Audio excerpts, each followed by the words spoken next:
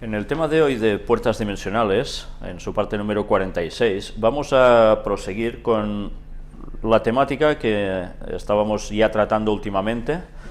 Y si recordáis, estuvimos analizando algún texto bíblico, casi al final de la conferencia estuvimos hablando de esa famosa frase de la masonería, lo que es arriba es abajo, pero que en el fondo no es nada más que una copia, como no, de lo que ya Dios dio como un indicio, y que recordemos en las palabras de Jesús en el Padre Nuestro, que nos decían básicamente lo mismo: como en el cielo, así también en la tierra.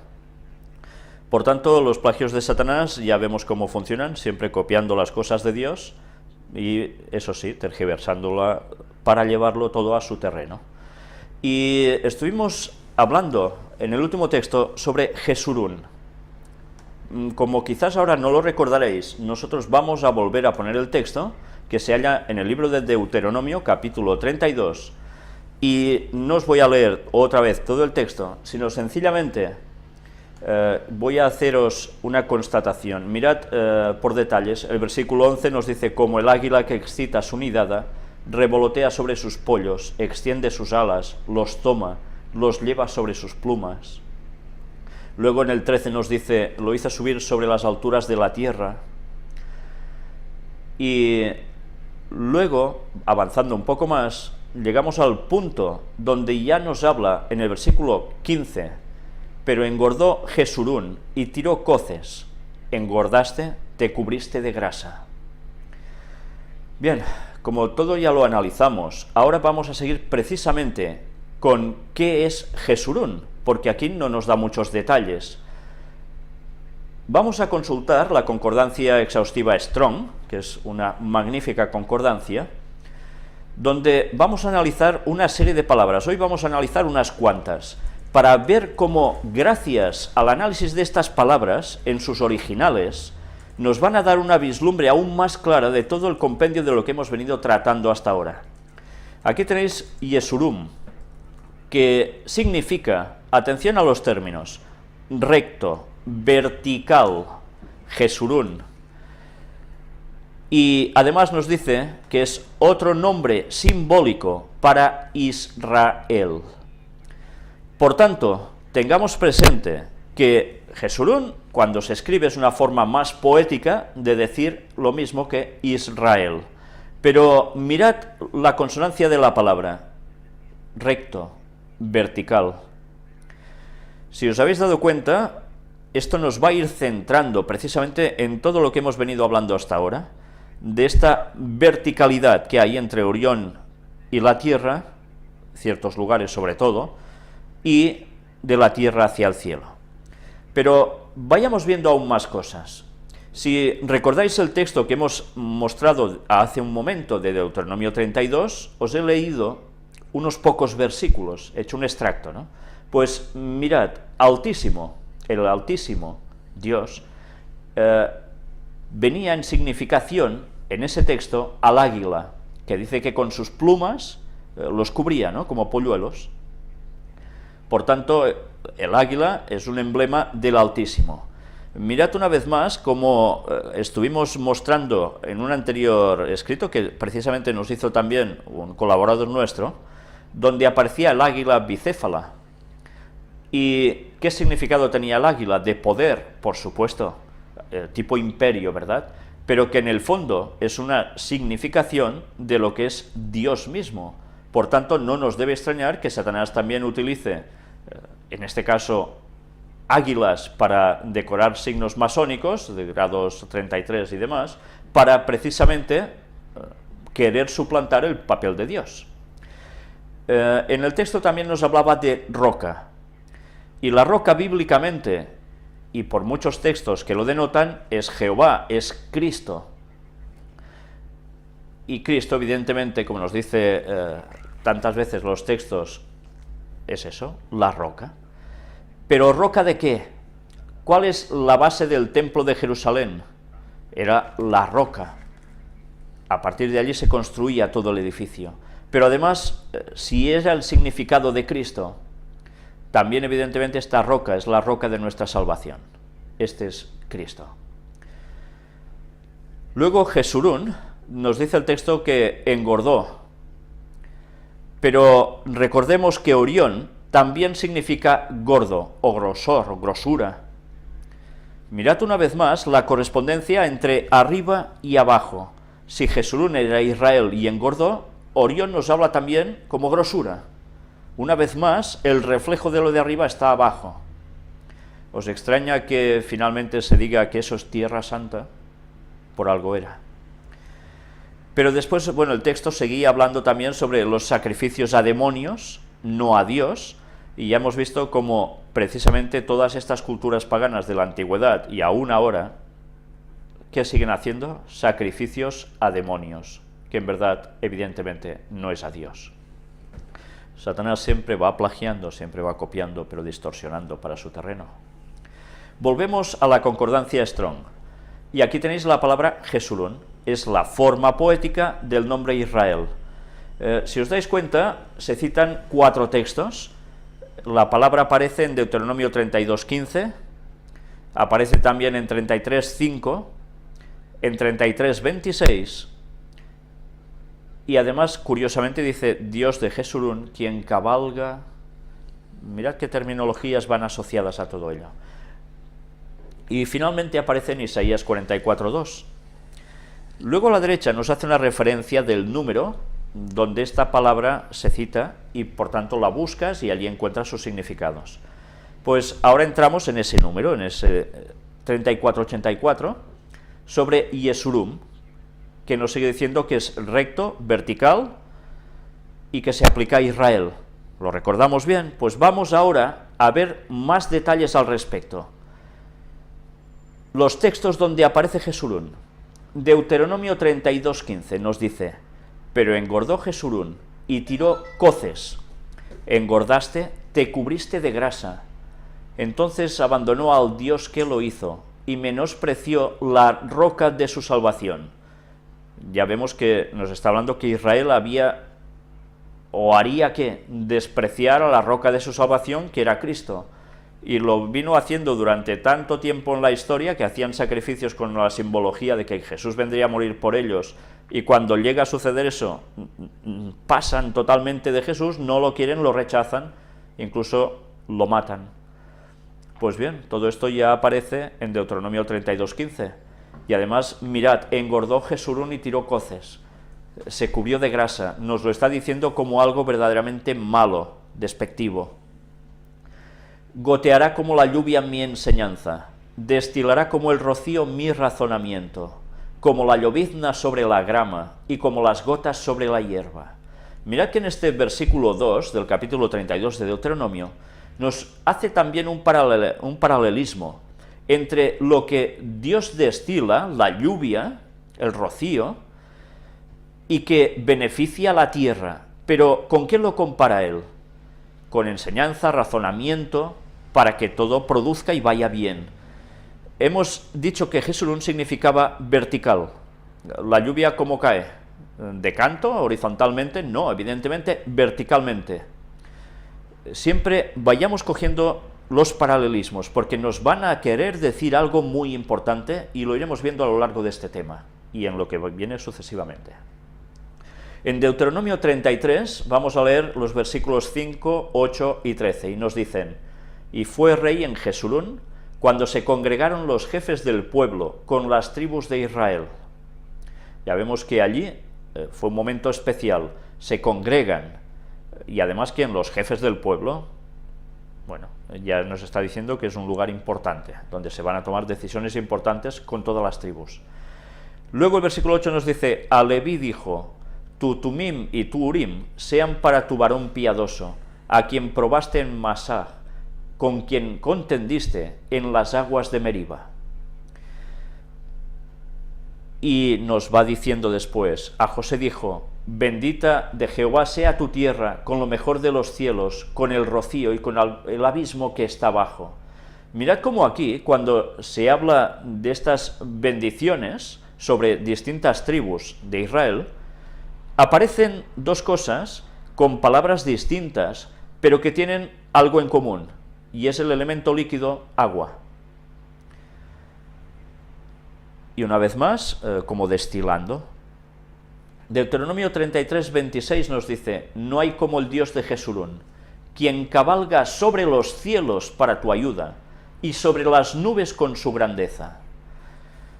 Bueno, una vez más, ¿no? Podríamos hablar tanto sobre qué cabalga Dios en los cielos y con este tipo de nubes y demás, pero una vez más nos damos cuenta también de que arriba. Y ahora, ¿qué nos dice el 28? E Israel habitará confiado, la fuente de Jacob, o sea, de Israel, habitará sola, en tierra de grano y de vino, también sus cielos destilarán rocío. Mirad cómo en el primer texto nos hablaba de Dios, como Dios de Jesurún, y luego nos habla directamente de lo que es Jesurún. Por tanto, hay un enlace directo entre Dios e Israel. Y además, con sus bendiciones, destilando en plan vertical sus bendiciones de lluvia, que tiene una significación, como antes hemos visto, de enseñanza y de muchas otras cosas interesantes para el pueblo. Isaías 44, 2 y 3. Así dice Jehová, hacedor tuyo, y el que te formó desde el vientre, el cual te ayudará. No temas, siervo mío Jacob, y tú, Jesurún, a quien yo escogí. Mirad que habla Jacob, que luego el nombre se le cambia a Israel, y después dice a Jesurún, que es Israel, a quien él dice que escoge. Porque yo derramaré aguas sobre el sequedal y ríos sobre la tierra árida. Mi espíritu derramaré sobre tu generación y mi bendición sobre tus renuevos. ¿Os dais cuenta una vez más cómo aparece Jesurún y va asociado directamente al agua y a esta bendición de arriba abajo? Agua y espíritu. Derramamiento del espíritu. Por supuesto. Mirad cómo lo que ahora estáis viendo va a tener implicaciones cuando ya se habla en el Nuevo Testamento sobre el bautismo, no tan solo el físico, de inmersión en el agua, sino además el bautismo a través del Espíritu Santo, que también desciende. Y por distintos textos también iremos viendo cómo precisamente se corresponde el Espíritu con el agua. Y esto nos va a dar mucho tema por hablar, porque hay cosas muy importantes al respecto. Después de aclarar el término de cómo Israel tiene esta gran connotación de un ligamen total con el cielo, donde está el trono de Dios, no estoy hablando del Israel actual como nación, cuidado, estoy situándome en esos momentos de antaño cuando todo esto se escribió. Y ahora entramos en el tema de Orión. Una vez más, la constelación y la nebulosa que nos está dando tanta temática. Vamos a ver dónde se cita Orión. Job capítulo 9, versículo 9 nos dice, refiriéndose a Dios, Él hizo la Osa, el Orión y las Pléyades, y los lugares secretos del sur. Nos está hablando de constelaciones en general. Dios es el creador de las constelaciones, pero cita tres en este caso, de las cuales ya hemos hablado bastante, pero aún tendremos que hablar más, o deberemos hablar más. Job 38, 31. ¿Podrás tú atar los lazos de las Pléyades, o desatarás las ligaduras de Orión? Una vez más, nos damos cuenta cómo se están conjuntando dos distintas, Orión y Pléyades, de las cuales ya os he dicho que estuvimos hablando. ¿Y por qué dice los lazos de las Pléyades? Ya sabéis que hay una serie de estrellas que parecen unidas, y por eso el texto decía, ¿tú podrás desatar esto? Si eres un hombre, ¿te puedes comparar a mí como creador? ¿O desatarás las ligaduras de Orión? Pues está dando el concepto de que realmente el hombre siempre es hombre y no se puede comparar con Dios. Y hay cosas que no podemos entender porque no estábamos cuando todo se hizo. Y aunque la Biblia nos dé muchas explicaciones de muchas cosas, nuestra comprensión sigue siendo limitada, y Dios algún día nos va a explicar muchas cosas. Amós 5:8. Buscad al que hace las Pléyades y el Orión, y vuelve las tinieblas en mañana, y hace oscurecer el día como noche, el que llama las aguas del mar y las derrama sobre la faz de la tierra. Jehová es su nombre. Mirad cómo aquí también nos vuelven a aparecer Pléyades y Orión, pero en consonancia, una vez más, bueno, podríamos hablar sobre el oscurecimiento del día, etcétera, etcétera, pero nos vamos a centrar en lo siguiente. Una vez más, va ligado todo a aguas, no solo del mar, sino que dice que las derrama sobre la faz de la tierra. Esta bendición de Dios, esta verticalidad una vez más. Y nosotros dice que hemos de buscar a este Dios, el que ha hecho esto. Pues bien, ahora vamos a ver también algo muy interesante. Orión está compuesto básicamente de 8 estrellas muy importantes. Pero vais a ver cómo también la pirámide más importante de Egipto consta de 8 caras. Esto es algo curioso que mucha gente desconoce. Aquí vamos a ver precisamente la constelación de Orión, nos da un poco de explicación en qué consiste. Orión, mirad que le dice el cazador. ¿Por qué el cazador? Ya vimos su forma, ¿no? Pues de esto también nos va a dar más tema aún, sobre el cazador. Pero bien, nos dice, es una constelación prominente, quizás la más conocida del cielo. Es interesante, ¿eh?, que precisamente donde esté el trono de Dios, es la más conocida del cielo. ¿Por qué será? Luego nos empieza a hablar de sus estrellas brillantes y visibles, desde ambos hemisferios, hacen que esta constelación sea reconocida universalmente. Esta es otra particularidad. Norte o sur, estés donde estés, es visible. Sabéis que hay constelaciones que depende del momento y del hemisferio no se ven. Pues esta sí, se ve siempre. ¿Y no dice que la venida de Cristo será vista por todo el mundo? Todo el mundo, por toda la por tierra. Por toda la tierra. Y de oriente a occidente, como también hablaremos. Mirad, voy a leeros, no lo tenía previsto, pero voy a leeros lo que continúa, porque hay algún detalle interesante. La constelación es visible, nos dice, a lo largo de toda la noche, durante el invierno en el hemisferio norte, verano en el hemisferio sur. Es asimismo visible pocas horas antes del amanecer, desde finales del mes de agosto hasta mediados de noviembre, y puede verse en el cielo nocturno hasta mediados de abril, al menos en el hemisferio norte. Orión se encuentra cerca de la constelación del río Eridanus y apoyado por sus 2 perros de caza, Canis Mayor y Canis Minor, peleando con la constelación del Tauro, que es precisamente la que está a su lado, y de la cual ya hemos dado también una serie de pinceladas interesantes sobre Tauro, y más adelante deberemos hablar sobre estas y sobre otras constelaciones, si Dios quiere. Luego aquí nos dice de qué cantidad de estrellas está compuesta, y además algo muy interesante que me gustaría que tuvieseis en cuenta. Las estrellas tienen nombre. ¿Recordáis el texto bíblico donde dice que Dios puso nombre a las estrellas, las conoce por su nombre? Todo esto no es una solemne paradoja, un simbolismo, una metáfora o una tontería.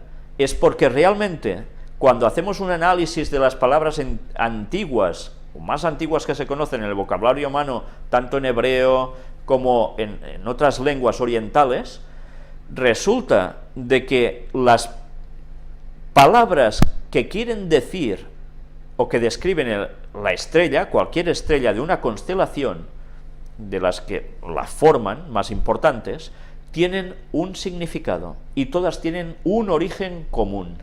Una vez nosotros conocemos este origen común, nos vamos a quedar maravillados de lo que realmente Dios nos está diciendo a través de las constelaciones.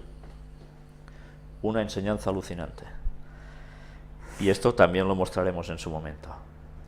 Pero bien, de aquí entremos en el recuadro que veis marcado en rojo, donde nos dice el número de estrellas, 8. Las 8 importantes que forman precisamente esta constelación de Orión que veis aquí. Luego vamos avanzando, aquí tenéis todos los datos, una vez más, la nebulosa impresionante de Orión. Y ahora entramos en mitología. Ya sabéis que Grecia tiene mucha mitología antigua, sus filósofos, sus astrónomos, etcétera, etcétera. Pues entre todos, más o menos, fueron formando sus mitologías. Y sus sacerdotes, por supuesto.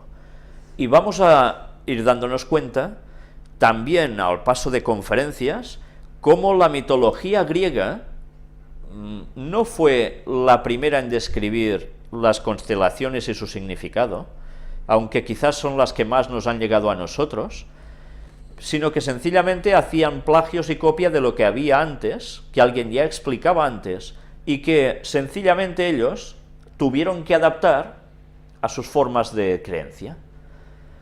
Pero bien, vayamos a lo que nos dice aquí un poco en la mitología griega, donde nos dice: Orión fue un gigante que, según algunas versiones, nació de los orígenes de los dioses Zeus, Poseidón y Hermes. Ya veis que aquí nos empieza a explicar luego toda una trama sobre Orión, y puede ser una explicación, puede ser otra, dependiendo. Vamos a avanzar y llegamos a este punto. Aquí veis un dibujito muy expresivo, muy claro, de cómo la gente antigua ya veía la constelación de Orión como un guerrero, un cazador. Y mirad qué nos dice en este apartado en rojo que hemos puesto aquí. En la mitología egipcia, la estrella de Orión, Betelgeuse, estaba asociada al dios Osiris. Orión, Osiris. ¿Betelgeuse? Y además se llama Betelgeuse. ¿Sabéis? Bueno, Ángel ahora se acaba de hacer algo muy expresivo con sus brazos. Betelgeuse. Bueno. Veréis que no es una casualidad que precisamente esta estrella tenga esta composición de Betelgeuse.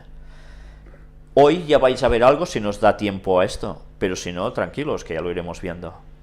Porque os vais a dar cuenta cómo palabras que dices, bueno, son nombres, empiezas a buscar un poco y te lleva a unas connotaciones realmente impresionantes. Pero de momento quedémonos con Orión, equivalencia a Osiris en mitología egipcia. En algunas versiones de la Biblia, la constelación de Orión es llamada Kesil y la relacionan con Nimrod. Ya sabéis, Nimrod, poderoso cazador delante de Dios. ¿Qué era? ¿Un cazador de qué? De hombres. Era quien constituyó el imperio de Babilonia, también construyó Nínive y tantas cosas más. Y que fue verdaderamente, bueno, un personaje muy poco del pueblo de Dios, por decirlo de algún modo. Y bien, ¿qué conclusión sacamos de esto? Pues que después de comprender que Orión en mitología egipcia es parecido a Osiris, nos vamos a dar cuenta también como Nimrod también está asociado precisamente a la constelación de Orión. Si os dais cuenta, los grandes personajes divinos de culturas paganas antiguas, todas hacen referencia a Orión, como si en el fondo la divinidad estuviese allí. Y ya vemos que verdaderamente Dios está en esa constelación o pasando por allí. Pero mirad ahora, hemos hablado de que es llamada bíblicamente también Kesil, la constelación de Orión. Luego, una curiosidad. En la franquicia de ciencia ficción Star Trek existe una especie llamada Orión, reconocida por ser principalmente un pueblo de piratas, mafiosos y prostitutas. Bien, ya sabéis que precisamente Star Trek, esta serie y esas películas que se han hecho, van muy asociadas al lado oscuro, que bajo el manto de la ciencia ficción nos han dado una serie de, bueno, no iba a decir conocimientos, yo no diría conocimientos, sino conceptos, exacto, que nos llevan precisamente a todo lo contrario a lo bíblico. Pero además es interesante que para ellos esté asociado a piratas, mafiosos y prostitutas, o sea, todo lo contrario a lo divino, ¿no? Pero sigamos, ahora vamos a ver, aquí tenéis la constelación de Orión, la veis bien, ¿no? Cómo está formado, más o menos si seguís los trazos del delineamiento en verde, os dais cuenta de que es más o menos una figura corpórea, humana, y que, bueno, que está en la pose de cazador. Pues vamos a ver ahora también qué aparece aquí en lo que decíamos antes, las 8 caras de la Gran Pirámide. Vamos a verlo más ampliado. Las 8 caras laterales de la Gran Pirámide, Flinders Petrie ya observó, entre otros aspectos morfológicos, que la sección horizontal de la Gran Pirámide tiene forma octogonal, de estrella de 4 puntas, pues cada una de las caras está compuesta por 2 planos, con ligera pendiente hacia el centro, difícilmente apreciable a simple vista por la ausencia casi total del revestimiento, pues solamente se han conservado algunos bloques de piedra caliza procedentes de las canteras de Tura, en la primera hilada de la cara septentrional. Esta característica y su orientación hacia el norte geográfico generan en las caras norte y sur un fenómeno de proyección de sombras durante los equinoccios. Mirad también qué bien calculado, ¿eh? Y qué importancia deben tener los equinoccios. Hacia el amanecer, durante unos minutos, la mitad oeste de las caras norte y sur es iluminada por los rayos del sol, mientras la mitad este permanece en sombras. Hacia el ocaso ocurre al contrario, quedando iluminada la mitad este de las caras norte y sur, mientras la mitad oeste queda en sombras. Es el denominado efecto relámpago. Anda. Relámpago. En la Biblia, ¿cómo se describe que vendrá Cristo? Como un relámpago que sale del oriente y se muestra hasta el occidente. Así dice que será la venida del Hijo del Hombre, de Jesús, la segunda venida. Una vez más, nos estamos dando cuenta cómo Satanás, cuando motivó a la construcción de estas pirámides, estaba dando unos conocimientos a la gente para que significaran algo.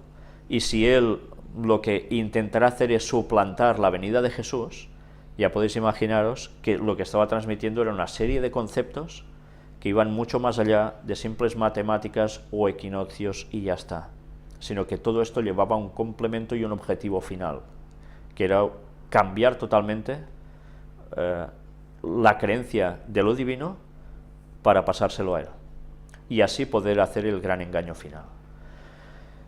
Si veis este dibujito, es muy claro, os dais cuenta de que en la parte frontal, la que nos mira a nosotros, de esta pirámide, hay 2 colores en este triángulo, y es precisamente porque está haciendo referencia a esta mínima hendidura que está justo en el centro del triángulo, que provoca estos 2 cambios de sombra. Por eso tiene 8 caras en verdad, y no 4 como aparenta. Es la gran diferencia con muchas otras pirámides o el resto de pirámides. ¿Y por qué 8? Mirad, ¿cuántas estrellas tiene precisamente la constelación de Orión? 8. ¿Y qué significa el 8? El 8, una vez más, a veces hemos de recurrir a la numerología para saber determinar qué nos están queriendo decir. No solo Dios, sino en este caso hasta el mismísimo diablo. Y como el diablo siempre usurpa lo de Dios, pues no va a cambiar mucho el significado de las cosas. Se basa en verdades y luego las tuerce, sencillamente. El 8, tal como ha sido usado tanto por los templarios como todo lo creado por las catedrales góticas y demás, ¿qué significa? Ya sabéis que tienen 8 puntas en sus cúspides, ¿no? Pues sencillamente el 8 es la cosmología, es el cosmos, es el universo. ¿Por qué el 8 vemos que tiene esa forma de 2 redonditas que se juntan y se cruzan continuamente? No se termina nunca, es la inmensidad, es la eternidad. El símbolo de infinito es igual. Es un 8 en horizontal. Horizontal. Sí, sí. O sea que también parece mentira que las cosas tan claras y tan evidentes que tengas que llegar después de... Sí, porque estamos educados de un modo que vemos lo que tenemos delante, pero claro, no sabemos más de toda la historia de lo que hay detrás, ¿no? Entonces, a medida que vas sabiendo más, puedes ir encajando más datos.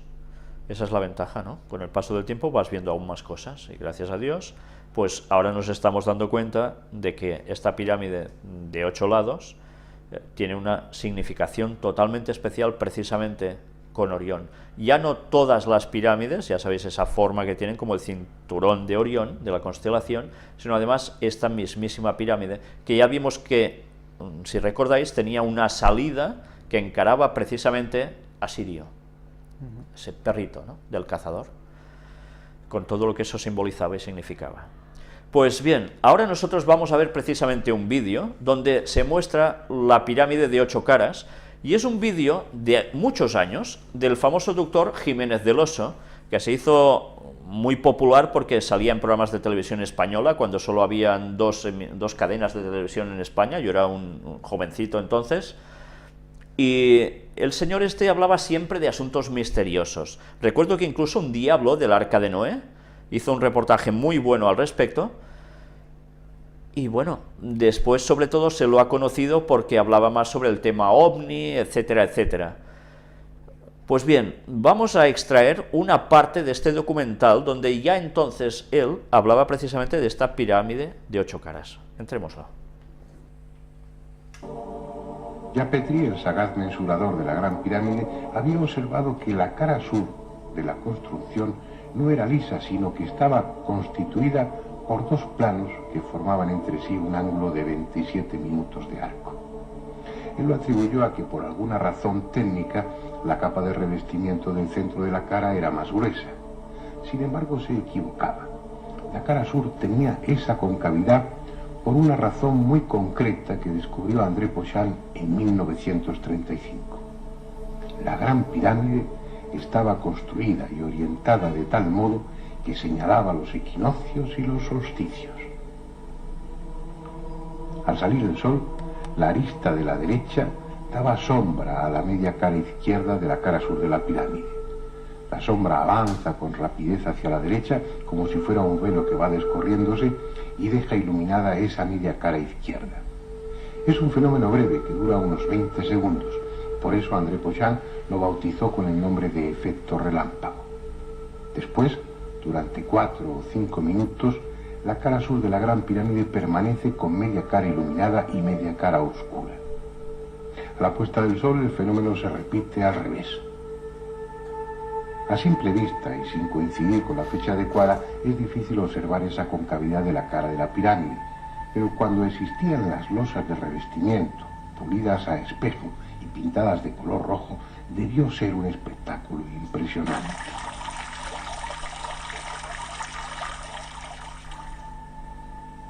Hoy las piedras son grises, están desnudas y las caras de la pirámide son desiguales y rugosas. Solo la distancia puede permitir la ilusión de que son lisas. Sin embargo, André Pochant consiguió fotografiar ese efecto el 21 de marzo, fecha del equinoccio de 1934, al atardecer. En esta secuencia se ve cómo la parte izquierda de la cara sur termina por quedar en sombra, en tanto que la mitad derecha permanece iluminada. En esta otra fotografía de la misma época, tomada exactamente a las 6 de la tarde desde un avión de la Royal Air Force, puede verse aún más claramente el efecto. En primer término, la pirámide de Kefren, con su pared sur lisa, y en segundo término, la Gran Pirámide, con su cara sur mitad en sombra y mitad iluminada. Después, Pochant pudo comprobar que la cara norte también estaba dispuesta de la misma forma y el efecto luminoso era igualmente visible. De hecho, esa concavidad está en todas las caras, y aunque apenas perceptible a ojo desnudo y fuera de los equinoccios y solsticios, la Gran Pirámide no tiene 4 caras, sino 8. Esa concavidad explica también una peculiaridad de la Gran Pirámide que hasta ahora no estaba justificada. Si se fijan, la entrada de la pirámide no está centrada, no coincide con el apotema de la cara norte. Está a unos 17 metros de altura y teóricamente deberá coincidir con el eje de la pirámide. Sin embargo, está 7 metros y 29 centímetros desplazada hacia el este. El argumento empleado por la mayoría de los autores es que ese desplazamiento no tenía otro objeto que desorientar a los posibles saqueadores. Pero si tenemos en cuenta que la pirámide estaba cubierta de bloques de revestimiento que ocultaban la existencia de entrada alguna, sobraba tal precaución. Pochant sugiere que dada la concavidad de la cara, si la entrada coincidiera con el ángulo que forman las dos medias caras, las filtraciones en épocas de lluvias acabarían por inundar el canal descendente y la cámara del caos, puesto que el agua tendería lógicamente a discurrir por el centro de la cara como si fuera un canalón. ¿Por qué ese esfuerzo? ¿Por qué no haber hecho las caras de la pirámide lisas sin más? Se trataba, como en el resto de las civilizaciones antiguas, de crear un espectáculo para el pueblo, de hacer partícipes a las gentes comunes de esos momentos clave del ciclo solar anual. Pero no hacía ninguna falta, fuera de lo ceremonial, porque a los sacerdotes egipcios, como a nosotros, les bastaba mirar el calendario para saber cuándo era un solsticio o un equinoccio. De hecho, medían el tiempo mejor que nosotros.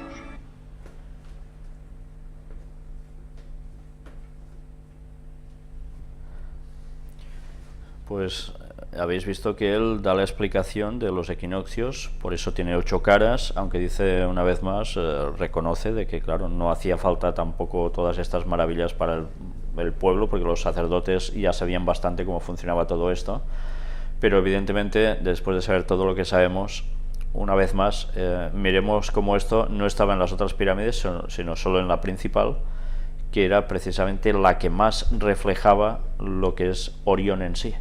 Por eso, hechas esas 8 caras, aparte de equinoccios tan matemáticamente perfectos que ellos constataron al hacer estas pirámides, pues además tenía la connotación de que verdaderamente era el reflejo total sobre Orión, donde está el mismísimo trono de Dios.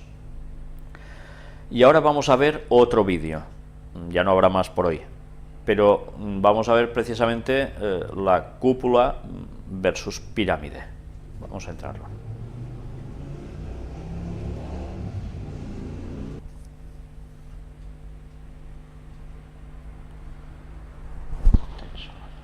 Bueno, pues aquí tenéis la pirámide, la gran pirámide. Os muestro las proporciones. Para los que me quieran tirar tierra encima, está modificada la imagen, luego explicaré por qué. Proporción de la gran pirámide, veréis altura por base es 0,637, aquí veis la altura por base. Esto sería lo que sería la sección de la pirámide, como si la partiéramos de arriba abajo, y podemos ver como las proporciones coincidirían con la cúpula, en este caso la cúpula del Vaticano.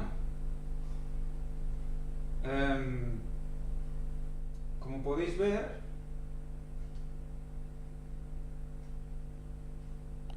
la proporción de la pirámide sería igual a la proporción del Vaticano.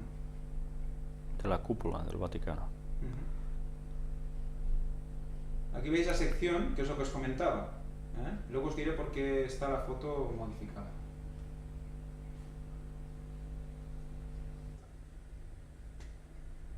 Aquí veis otra vez la sección.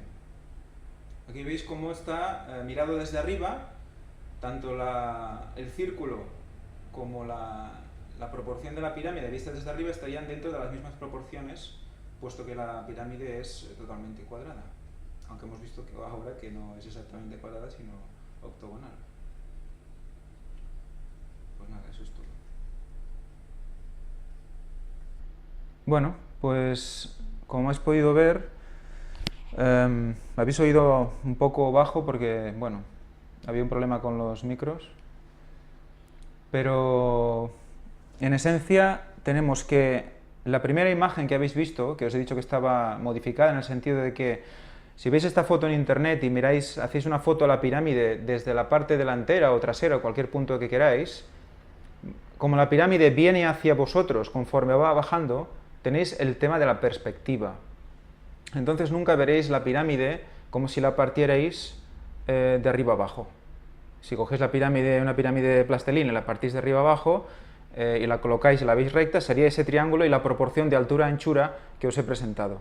Si la miráis y hacéis una foto desde lejos, como la pirámide viene hacia vosotros, la parte de abajo será mucho más amplia de lo que sería en realidad. Es un efecto óptico de la perspectiva. Por eso esa foto está estirada hacia arriba para que la proporción fuera igual que lo que marca las medidas. Esas medidas están en Wikipedia, las podéis encontrar en cualquier sitio y son, creo que son 147 metros de alto por 230 de ancho aproximadamente. Si la comparamos con la cúpula del Vaticano, pues tenemos que las proporciones son exactas. Si coges la longitud y la haces por 0,64 y la pones en altura, te sale la cúpula del Vaticano. Está por comprobar, y tenemos que comprobar si las cúpulas de Washington y la de Londres, que son las 3 cúpulas, que son exactamente iguales, las únicas 3 cúpulas que son difíciles de distinguir, coinciden con esta misma proporción. Y bueno, que una vez visto esto, ya ves que hay una pirámide encima de cada uno de estos sitios y que te recuerda a un obelisco. Acaba en pirámide. Una curiosidad, la cúpula del Vaticano es la más alta que existe. Es la más alta que existe. Y además encima tiene este pináculo. ¿Dónde subió Satanás? ¿A la parte más alta del templo? El pináculo. Pues ahí. Pues bien, creo que valía la pena que vieseis este montaje que Ángel mismo ha preparado para que pudiésemos darnos cuenta de que realmente sería una gran casualidad que todo encajase así, ¿no? Si no sabemos cómo precisamente los arquitectos que han estado trabajando, en ese caso ya sabéis quién, para el Vaticano, para construir ese fantástico edificio, no tuviese unos ciertos conocimientos de la antigüedad, difícilmente las proporciones serían tan clavadas. Y una vez más, recordemos cómo en la Biblia se habla de Babilonia como una simbología del Vaticano, pero además también se menciona Egipto. Pues bien, ¿por qué será todo esto? Hay un nexo de comunión por detrás. Y, ¿sabéis? Estos conocimientos que se daban a través de sociedades secretas y que también en el propio Vaticano se dieron, evidentemente tiene un nexo de comunión, y es precisamente el lado oscuro. Pero sigamos. Ahora vais a ver, retomando el tema de Kesil, aquí tenéis en algunas versiones de la Biblia la constelación de Orión es llamada Kesil, y aquí tenéis la constelación, el cinturón, esas 3 estrellitas que veis en medio, son lo que ya sabéis que formaban estas pirámides en el suelo y otros lugares que hemos ido viendo, pero que quizás aún nos llevemos alguna sorpresa más, de algún lugar geográfico donde pueda haber una representación totalmente de esto en la Tierra. Y volvemos otra vez a la concordancia Strong. Kesil significa gordo, gordura, tonto o bobo, fatuo, insensato, necedad, necio.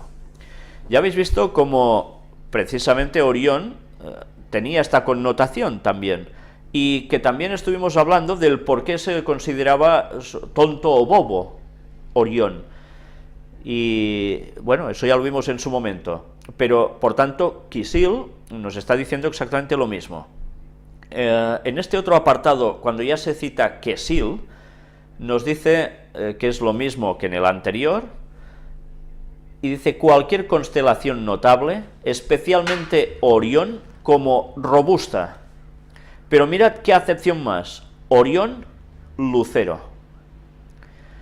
Por tanto, si Orión es lucero, es de donde emana la luz. ¿Y qué dijo Jesús que él era?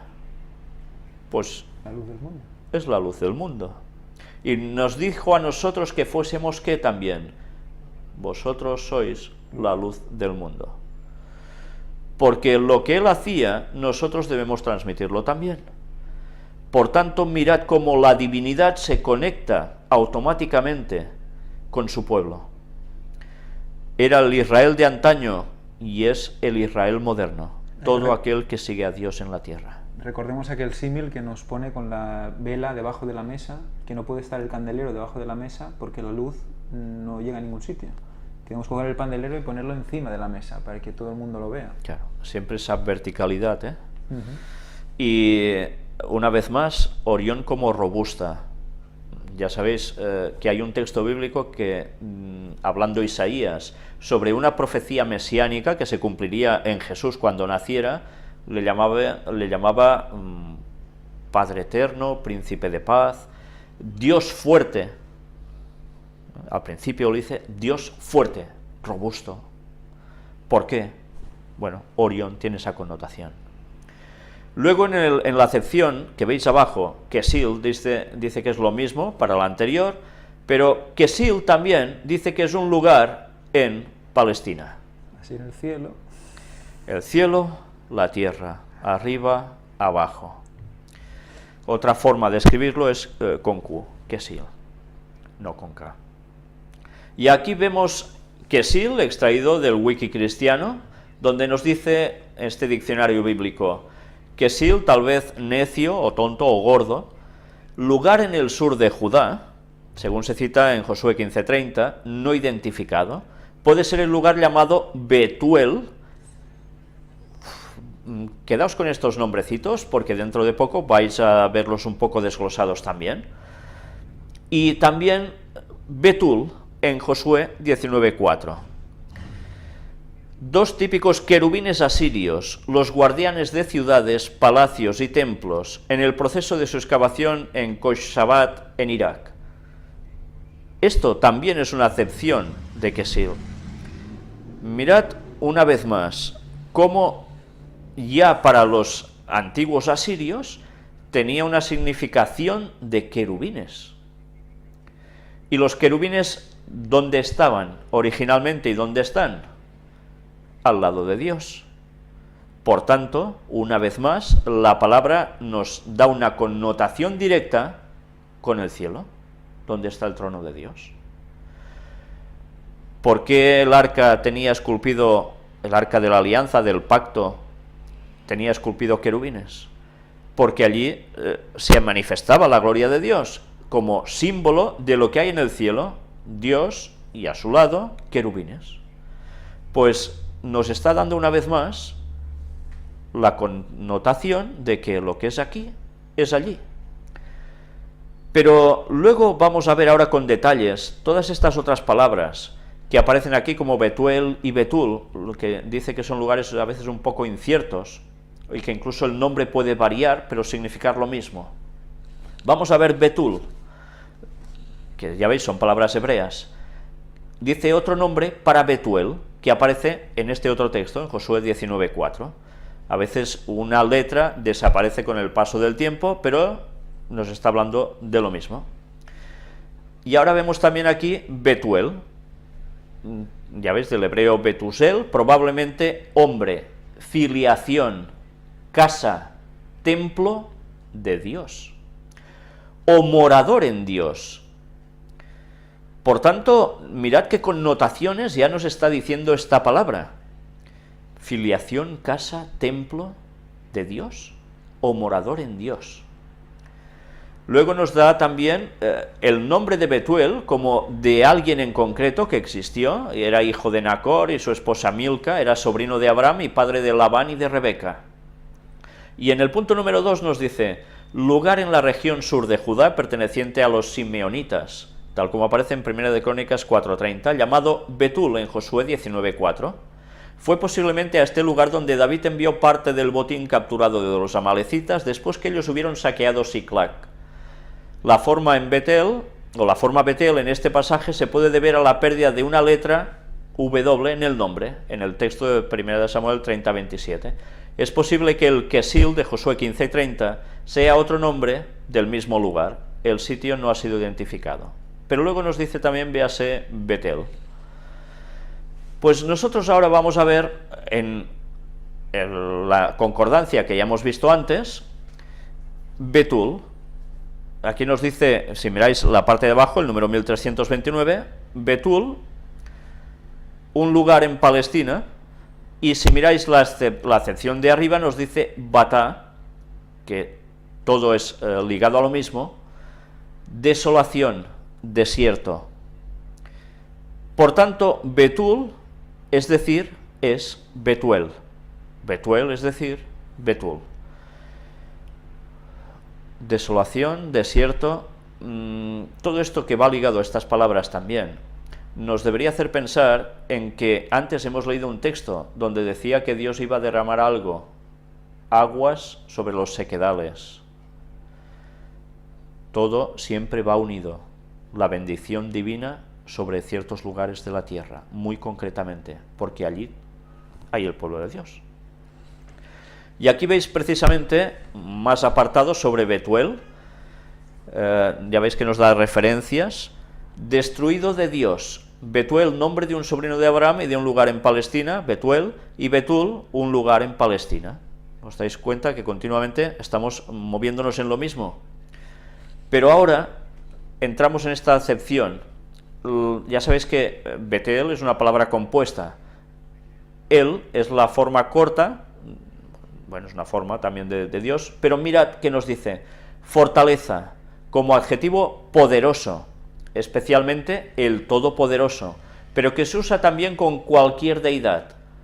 Dios, fuerte, fuerza, grandeza, ídolo, poder, poderoso, potentado, y es una composición de nombres que terminan en el. Nos está diciendo que ese lugar es un lugar del Todopoderoso, de Dios, donde allí además ya veis que puede haber connotaciones también sobre otras deidades. Exacto, que puede ser cogido para pasarlo al lado oscuro, exacto, como siempre. Sí.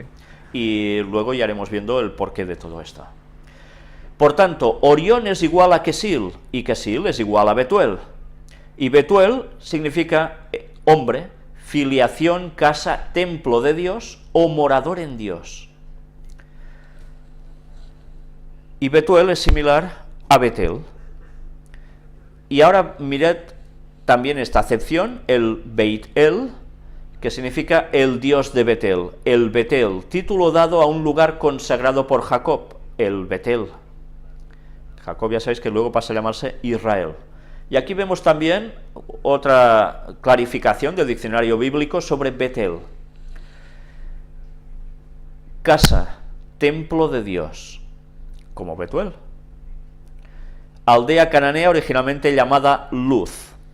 El nombre Betel, ya sabéis que Jacob se ve inmerso en esto, quien allí tuvo su sueño de la escalera celestial, de la cual hablamos ya en sus momentos, que aparece registrado en Génesis 28, estaba al oeste de Ai, al sur de Silo. Al sur de Silo. Esto es interesante, porque nos está marcando una ubicación muy concreta, donde construyó allí algo, ¿no? Abraham, cuando acampó 2 veces en Betel, y cuando Jacob regresó de la casa de Labán, al llegar siguió el ejemplo de su abuelo, que construyó altares. Allí hacía los sacrificios, y era un lugar dedicado especialmente como casa de Dios, donde se hacían los sacrificios, lo que posteriormente pasó a ser el tabernáculo, y después, ya prácticamente en ese lugar, el templo, o los templos que hubieran. Aquí nos va hablando más sobre Betel, nos va explicando su historia. En fin, nos lo vamos a saltar para ir un poco más deprisa. Y luego ya entramos directamente a que Betuel significa, o es igual al hombre, filiación, casa, templo de Dios o morador en Dios, y Betel significa eso, casa, templo de Dios. Quizás por los comentaristas no se ponen todos muy de acuerdo, no saben si exactamente Betuel era Betel, Betel era otro lugar distinto de Betuel, pero bien, la significación del nombre desde luego es prácticamente la misma, y esto nos va a dar ciertas connotaciones, ¿no? Lo que es arriba en el cielo es abajo en la tierra. Volvemos a la concordancia Strong para ver la palabra Jerusalem, que se dice rara vez, se suele decir más Jerusalem.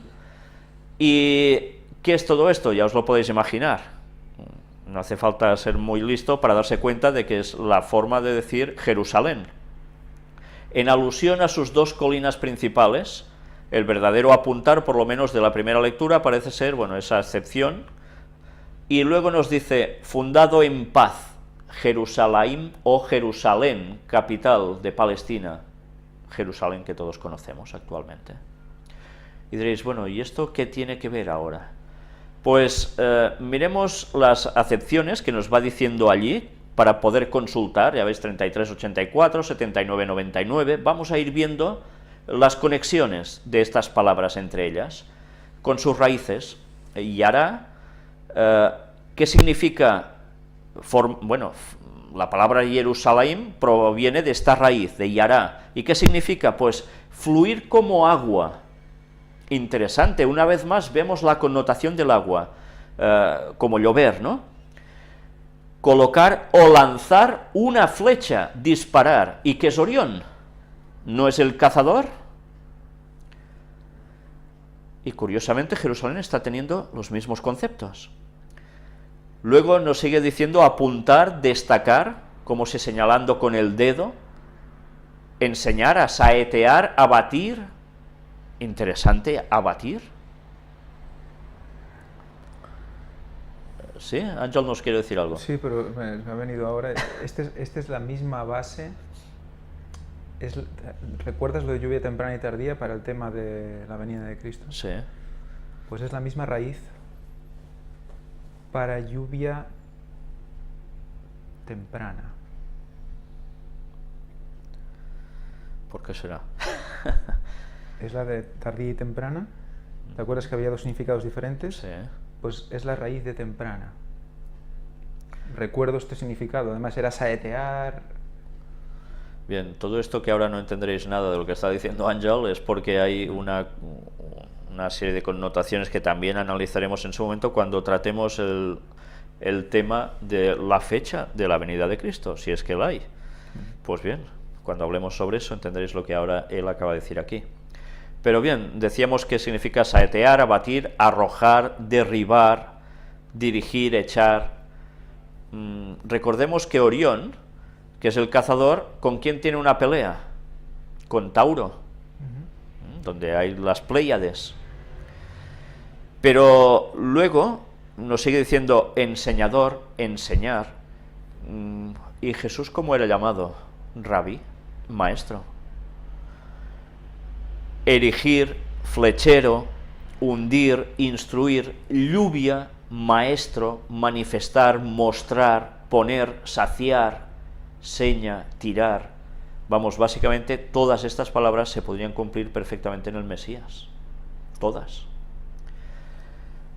Y todo esto relacionado con Jerusalén, una vez más. Otra acepción también de que está compuesta la palabra sería shalom, que es ser, estar seguro, atención, en mente, cuerpo o estado.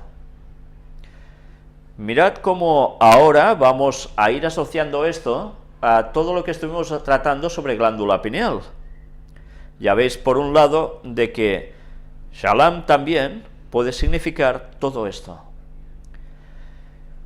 Luego nos dice también ser, hacer, completo, ser amistoso, reciprocar en varias aplicaciones, acabar, castigar, completo, concertar, consumir.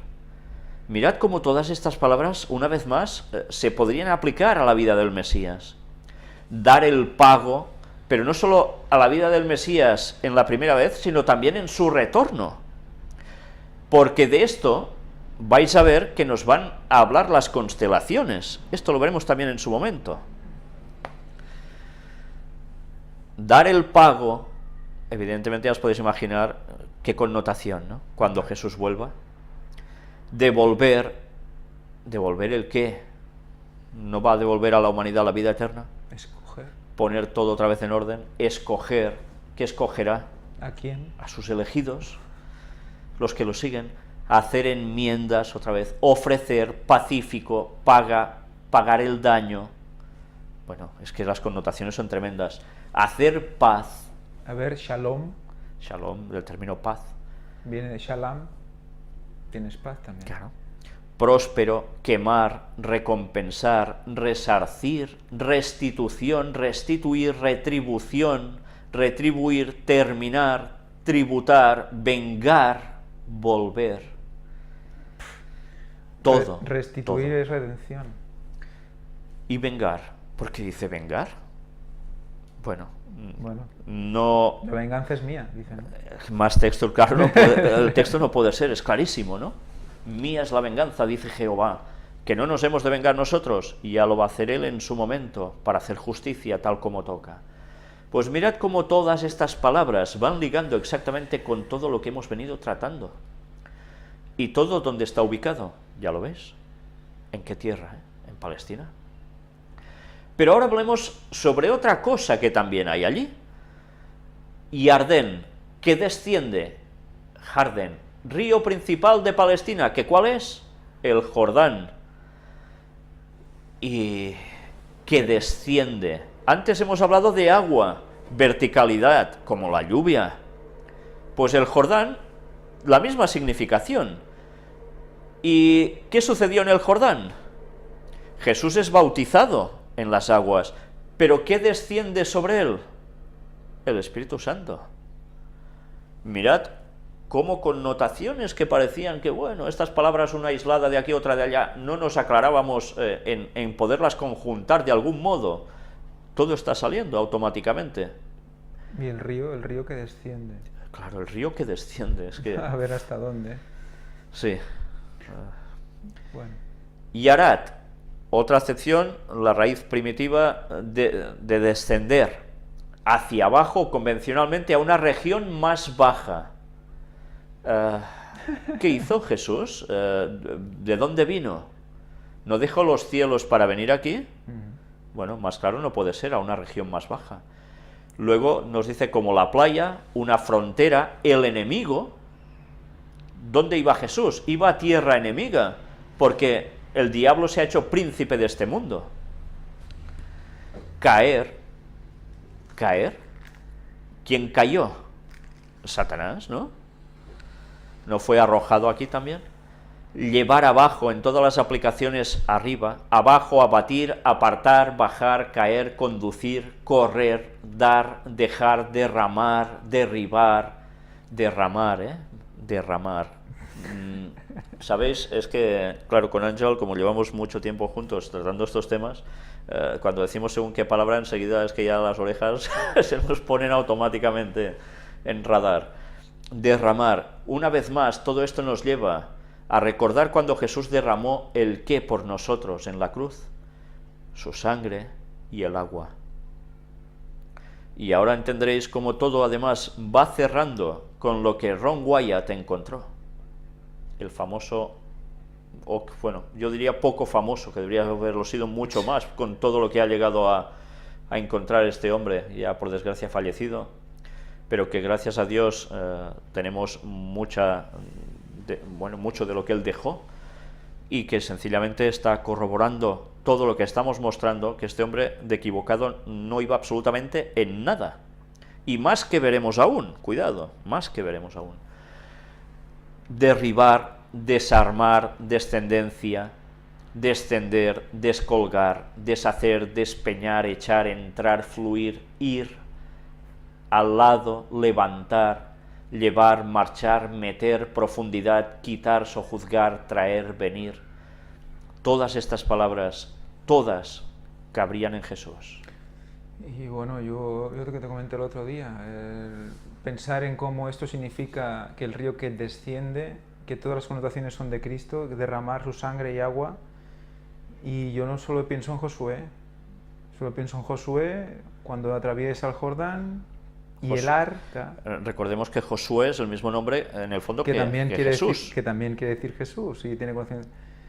Que al pasar el Jordán, el arca frena el Jordán, y de ahí para abajo es seco, o sea que demuestra que desciende, o sea, no es un lago, es un río, y el arca para el agua. La similitud con lo que decíamos de Ron, ¿no? El río desciende hasta el arca. Es espectacular, yo creo. Totalmente. Viendo todos los significados de la palabra Jerusalén. Hoy quizás os puede resultar más densa esta conferencia debido a la cantidad de palabras que estamos analizando, pero que creemos que realmente era necesario mostrar aquí, porque nos está dando una magnitud a todo lo que sabemos ahora mucho más fuerte de lo que se podía llegar a imaginar tiempo atrás. Por tanto, desciende arriba, abajo, normal, llover, agua, mente, cuerpo, arriba, abajo, Orión, Jerusalén, una vez más. Y ahora vamos a ya buscar un texto que no tiene desperdicio, y es Deuteronomio 33. Son unas de las últimas palabras que se registran de Moisés, y que son la bendición que da a las distintas tribus de Israel. Sabiendo todo lo que hoy hemos visto, ahora entenderéis qué significado llegan a coger estas bendiciones. Vamos a analizarla. Vamos a leer versículos del 1 en adelante. Esta es la bendición con la cual bendijo Moisés, varón de Dios, a los hijos de Israel antes que muriese. Recordemos que lo pronuncia Moisés, pero Moisés ¿cómo actúa? Como un profeta. Por tanto, lo que él decía era porque Dios se lo mostró y se lo transmitió para que él lo dijera. Por tanto, eran palabras de Dios. Dijo: Jehová vino de Sinaí, y de Seir les esclareció. Les esclareció. En Sinaí, ¿qué se da? Los 10 mandamientos. ¿Y qué les esclareció? Les da luz, les da claridad. Claro. ¿Y dónde se da la claridad? Claro que visualmente en los ojos, pero ¿y la claridad del entendimiento? En la mente. ¿Entendéis ahora el por qué todo lo que hemos visto ahora coge más sentido aún? Resplandeció desde el monte de Parán, y vino de entre 10 millares de santos, con la ley de fuego a su mano derecha. Bien, aquí podemos hablar también de que cuando Dios viene a dar los mandamientos, no viene solo, viene con 10 millares de santos. Es una equivalencia a lo que va a volver a suceder en la segunda venida de Jesús. A veces pensamos que solo aparecían Dios Padre y Dios Hijo y ya está. No, no. Allí estaban los ángeles también. Y no uno, Aún amó a su pueblo. Todos los consagrados a él estaban en su mano. Por tanto, ellos siguieron en tus pasos, recibiendo dirección de ti. Cuando Moisés nos ordenó una ley, como heredad a la congregación de Jacob, de Israel, y fue rey en Jesurún, cuando se congregaron los jefes del pueblo con las tribus de Israel. ¿Quién es rey en Jesurún entonces? ¿De quién está hablando? ¿De Jacob? El auténtico rey es Dios. Por tanto, el rey de Jesurún, o el rey en Jesurún, era el mismo Cristo. Cuando se congregaron los jefes del pueblo con las tribus de Israel, ¿qué va a suceder al fin del tiempo, cuando Jesús vuelva por segunda vez? Todos estaremos juntos, y nuestro rey aparecerá para darnos la salvación. Él nos va a llevar de aquí, estemos en un lugar u otro de este mundo, nos va a llevar con él, todos juntos. Viva Rubén y no muera, y no sean pocos sus varones.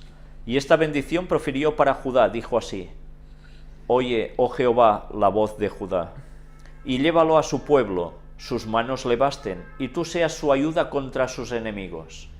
A Leví dijo: Tu Tumim y tu Urim sean para tu varón piadoso, a quien probaste en Masa, con quien contendiste en las aguas de Meriba. Y aparece una vez más, el asunto de las aguas. Y todo con contiendas, contiendas, probar. Roca de la que salió agua. Por supuesto. Y Cristo es la roca. Esa y de él salió agua. Esa era la significación de por qué el agua debía salir de una peña, de una roca, y no brotaba directamente del suelo, sino que tenía que pasar por la roca que era Cristo. Constantemente están recordando ese suceso como el suceso casi de los más importantes de la vida de los hebreos, Por de los supuesto. 40 años de su... Sin lo cual hubiesen fallecido. Luego nos sigue diciendo: quien dijo de su padre y de su madre, nunca los he visto, y no reconoció a sus hermanos, ni a sus hijos conoció, pues ellos guardaron tus palabras y cumplieron tu pacto. Ellos enseñarán tus juicios a Jacob, a Israel, y tu ley a Israel. Pondrán el incienso delante de ti y el holocausto sobre tu altar.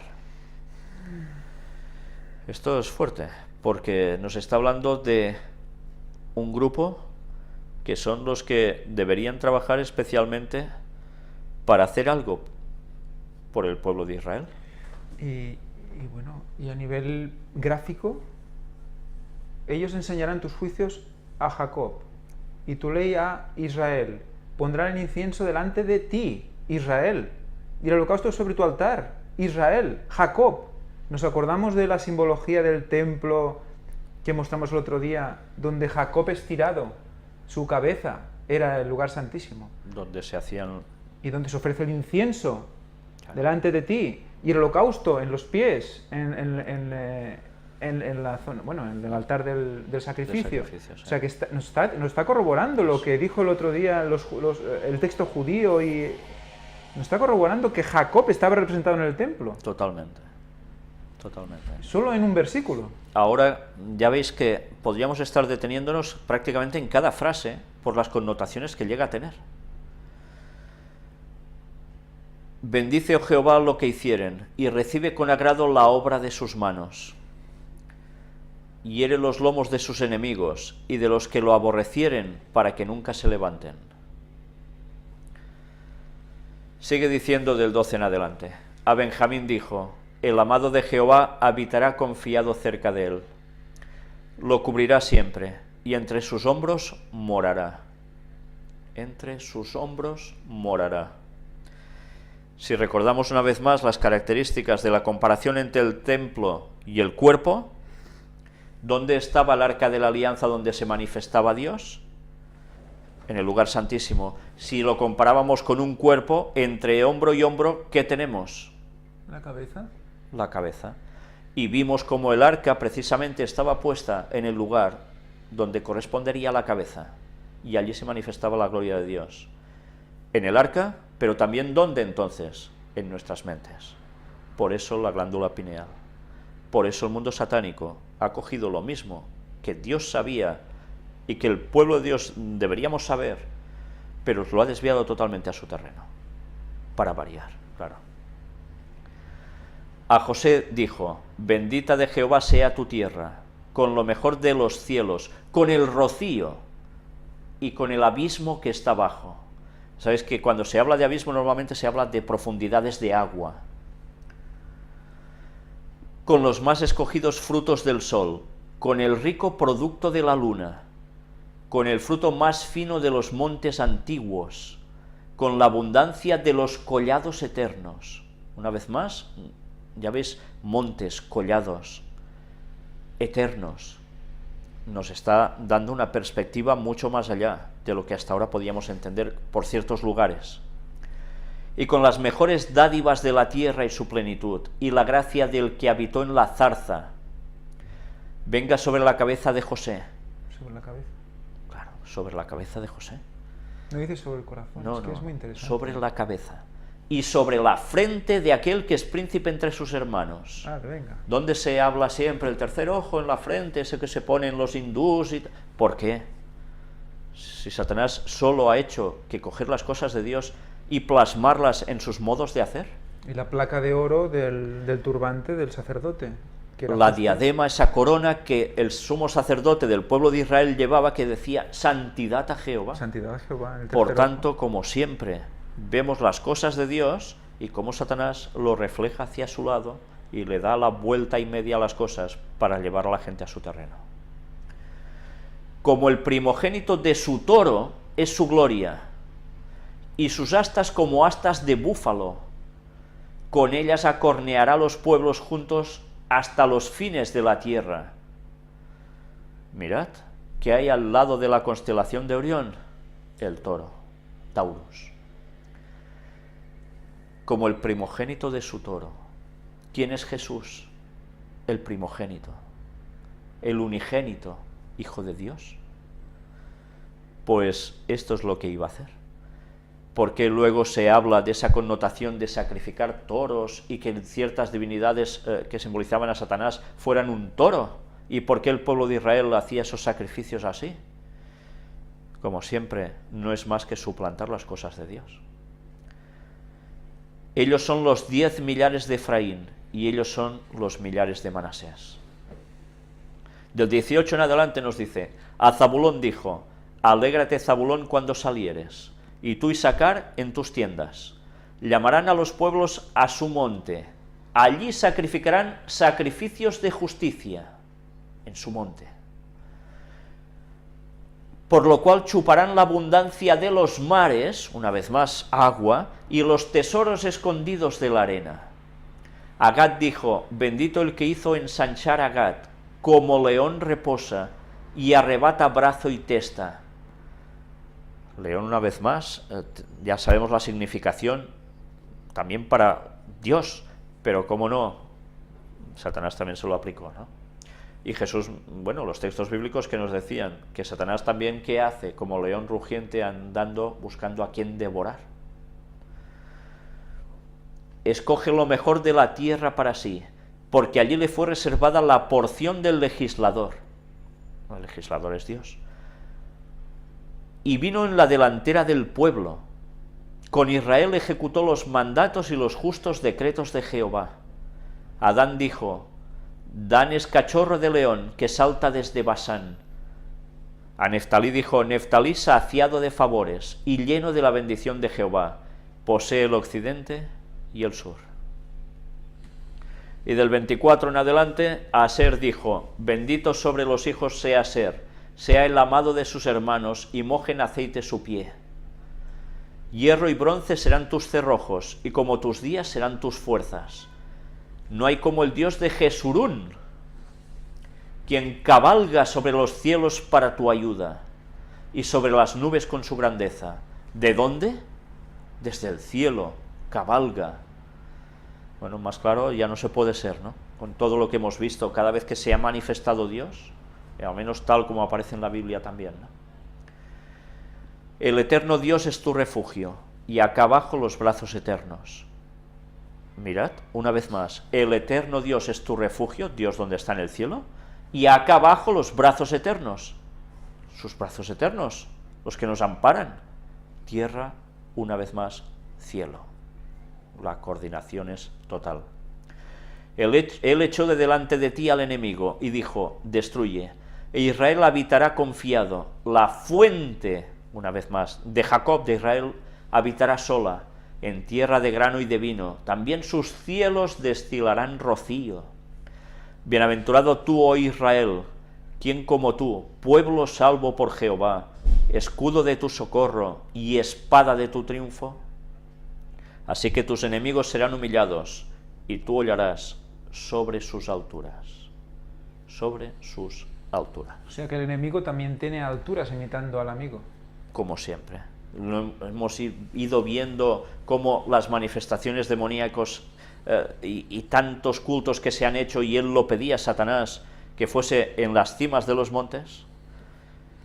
Bueno, los enemigos eran sus lugares preferidos. Y ahora hablemos sobre los ojos de nuestro entendimiento. Y vamos a ver unos textos bíblicos que nos van a dar aún más magnitud a lo que hemos visto hasta ahora. Efesios 1, 17 y 18 nos dice, para que el Dios de nuestro Señor Jesucristo, el Padre de gloria, os dé espíritu de sabiduría y de revelación en el conocimiento de Él, alumbrando los ojos de vuestro entendimiento, para que sepáis cuál es la esperanza que Él os ha llamado, y cuáles las riquezas de la gloria de su herencia en los santos. Más claro no podía ser el texto, y nosotros tan tontos. Los ojos de vuestro entendimiento, Él nos los tiene que alumbrar, su sabiduría, su revelación en el conocimiento de Él. Pero eso también nos está diciendo que miramos desde dentro. ¿Vale? Recuerda aquel famoso estudio que siempre pongo de ejemplo de que, ¿no?, de que las decisiones son inconscientes, etcétera, etcétera, ¿no? Que hay una decisión previa en el subconsciente que luego se da en la parte consciente. Fíjate cómo el ojo del entendimiento, primero, tiene que estar en condiciones, porque si ese ojo no funciona, los ojos de dentro no funcionan, tú vas a hacer cosas que no... vas a tomar decisiones que no tocan, no equivocadas. ¿no? Exacto, sí, sí. Malas. Sí, sí. Claro. Sí. ¿Tus ojos o tu ojo? Tu ojo, sí. Esto lo mostramos en una conferencia anterior, en precisamente. La anterior, creo. Claro. Mirad otro texto, Hechos 17, 27 y 28.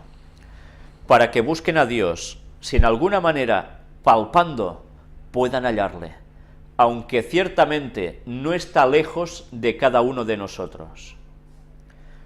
Porque en Él vivimos y nos movemos y somos, como algunos de vuestros propios poetas también han dicho, porque linaje suyo somos. El apóstol Pablo hacía referencia a unos poetas de los griegos, pero estaba diciendo ¿el qué? Pues la claridad total de que no hace falta que vayamos a dar vueltas por el mundo para encontrar a Dios. No está lejos de cada uno de nosotros, porque está en nosotros si queremos. Se comunica con nosotros en nuestras mentes. Por eso debemos cuidarnos físicamente, mentalmente, para espiritualmente poder ser más claros y captarlo. En Él vivimos, nos movemos y somos. Lo hemos sacado alguna vez, creo que en alguna de conferencias de cuerpo y mente, como lo asociamos también a que es la energía de Dios la que a través de ese punto nos llena de poder para movernos, para ser, si no, para vivir. Si no, no estaríamos. Puedes tener comida, bebida y lo que tú quieras, ¿eh? Pero si no hay la chispa de vida que te hace moverte, pues no podría ni latir tu corazón, por muy bien sano que estuviera. Tiene que haber ese punto de energía divina para vivir. Elena White dice que cada latido de tu corazón es debido a Dios. Sí, creemos que es una cuestión automática, ya está, se arranca el motor y ya va solo. Sí, pero no. Si Dios no sigue actuando a cada momento, aquí no hay nadie. Exacto, todos desaparecen. Eso tenemos que ser conscientes, creo, cada día de nuestra vida, cuando nos levantamos, tenemos que pensar en esto. Que cada cosa, cada movimiento, cada latido es gracias a Dios. Entonces, el agradecimiento es brutal. Te entra un sentimiento de gracias y de decirle gracias por tu misericordia, por darme vida. Sin merecer nada. Exacto. Pero la significación de vivimos y nos movemos y somos en Él es que nos abarca todas las facetas de nuestra vida. En Él, o sea, todo. Porque está aquí, porque está aquí, si queremos, está aquí. Él rige nuestra vida absoluta. Pues bien, el estar aquí, que Ángel lo hace con las manos indicando su cabeza, bien, es por eso, ¿no? Ahora entenderéis tantos textos que también iremos tratando sobre esa paráfrasis, esa comparativa entre el cuerpo y el pueblo de Dios. El cuerpo como templo del Espíritu Santo, nuestro cuerpo como morada de Dios. Y por eso es tan importante que nos santifiquemos. Y eso nos puede hacer cambiar muchísimas cosas. Nosotros vamos a terminar hoy aquí. Si Dios quiere, en la próxima conferencia seguiremos con más temática porque, ¿sabéis? La cosa se va alargando y podemos llegar a quizás, no sé, 3, 4 conferencias más sobre esta temática que realmente creo que necesitamos y Dios nos lo ha ido mostrando ahora porque es que era lo que este momento tocaba ver y nunca mejor dicho, ver en todos los aspectos. Por nuestra parte, todo esto tiene que servir para darnos cuenta que realmente Satanás plagia todo lo de Dios, pero no puede hacer nada si nuestra relación con Dios es totalmente fluida y continua y hacemos que nosotros seamos sencillamente su morada.